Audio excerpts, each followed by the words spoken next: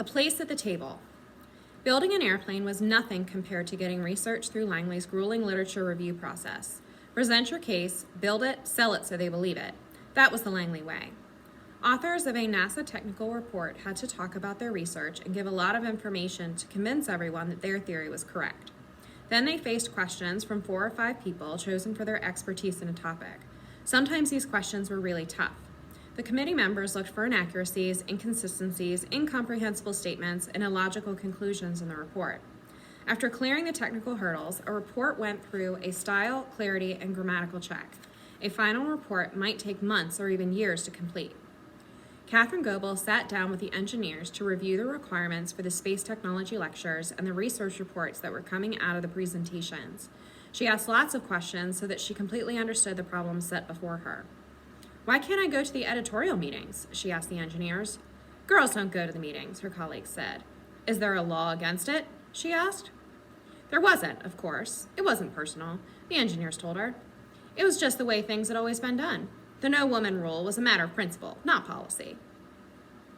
Langley gave each division chief and branch head the power to manage their own groups. These male bosses decided whether a woman was promoted, if she got a raise, or if she was permitted to attend meetings. Women at Langley had to learn how to work with men. They needed to be polite, but not so polite that they seemed timid. For the most part, men were engineers and women were computers. Men did the analytical thinking and women did the calculations. Men gave the orders and women took notes. Unless an engineer was given a compelling reason to see a woman as a peer, she remained in his blind spot. Even the smartest woman might get stuck doing repetitive, humdrum work unless someone paid attention and gave her a chance. Women like Katherine Goebel found their work interesting just like the men did. For the women who found their true calling at NASA, they matched their male colleagues in curiosity, passion, and the ability to withstand pressure.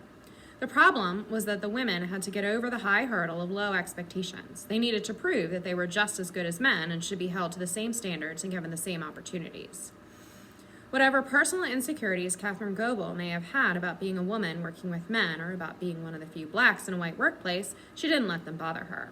Male or female, black or white, as far as Katherine was concerned when she got to the office, they were all the same. "Why can't I go to the editorial meetings?" Katherine Goebel asked again.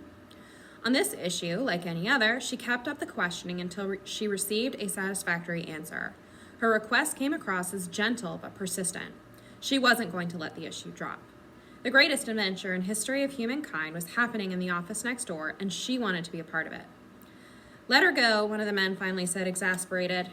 The others agreed, no doubt tired of saying no. Who were they? They must have figured, to stand in the way of someone so committed to making a contribution.